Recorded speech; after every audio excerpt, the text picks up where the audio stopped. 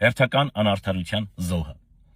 հոգևոր առումով հերթական մարդասպանությունը։ Եթե նպատակահարմար կգտնեք, ձեր էջերով տարածեք այս տեսանյութը։ Քիչ առաջ տեղեկացա, որ Թալինի Սուրբ Աստվածածին եկեղեցու հոգևոր հովիվ Տեր Թադեին կանչել են մայրաթոր ներկայանալու կարգապահականին։ Նախորդ ասեմ դες, որ ես Տեր Թադեին անձնապես չեմ ճանաչում, բայց ինչքան էլ որ հերրակա ճանաչում եմ, հարգանք ունեմ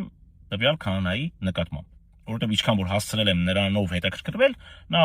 բարեպաշտ հոգևորական է։ Ենթադրում եմ, որ նրան կանչել են կարգապահական առաջին հերթին, որ նա Սուրբ Պատարագի ժամանակ չի հիշատակել կաթողիկոսի անունը։ Ու քանի որ այս իմ ենթադրությունը հենց նրա մատուցած պատարագից հետո է սկսվել, ու քանի որ ես ունեմ նաև որոշակի հոգևոր կրթություն, ես սկսել եմ այս հատվածի վրա ուշադրություն դարձնել ու ուսումնասիրել այս նյութը, արդյոք քահանան իրավունք ունի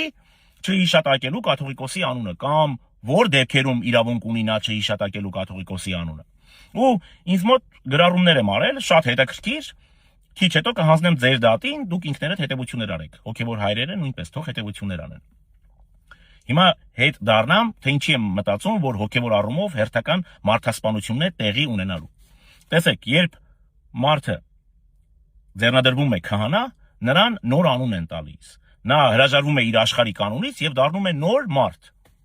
Ու երբ որ տվյալ քահանային անարդար կերպով կարգալուց են անում, հետևաբար հոգևոր առումով սպանում են այդ մարդուն, որովհետև նա դարձել է Տեր Թադե, նրա աշխարհիկ անունը չգիտեմել, ու հիմա նորից նրան վերադարձնում են իր աշխարհիկ անունը։ Ես դեմ չեմ կարգալուծությանը, եթե հոգևորականը արժանի է։ Ինչքան որ ես եմ հասցրել Տեր Թադեին ճանաչել, Տեր Թադեն արժանի չէ կարգալուծության։ Հիմա վերադառնամ, թե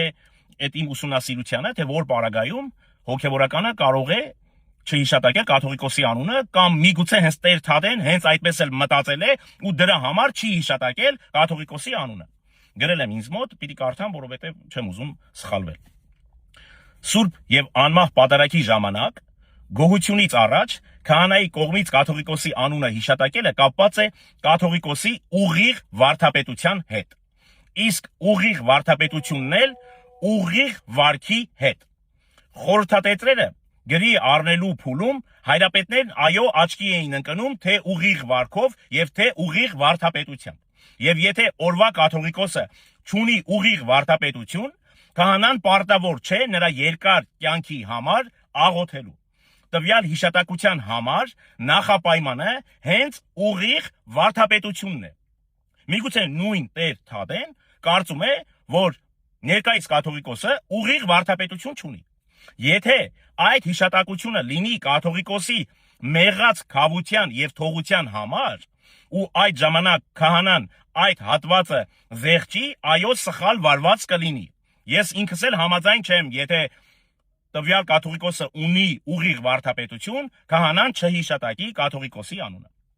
Իսկ եթե երկար կյանք պիտի խնդրի ուղիղ վարդապետության համար եւ այդ ուղիղ վարդապետությունը տեսանելի չէ,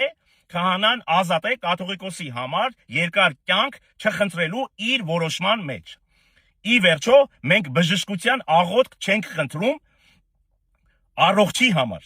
հոգեհանգիստ չենք պատվիրում ողջի համար։ Ծեսի մեջ խնդրվածքներ կան, որ նախապայմաններ ունեն։ Ու միգուցե հենց սա այդ դեպքն է, որ այո նախապայման ունի ու հենց այդ իսկ պատճառով էլ տվյալ քահանան կաթողիկոսի անունը չի հիշատակել։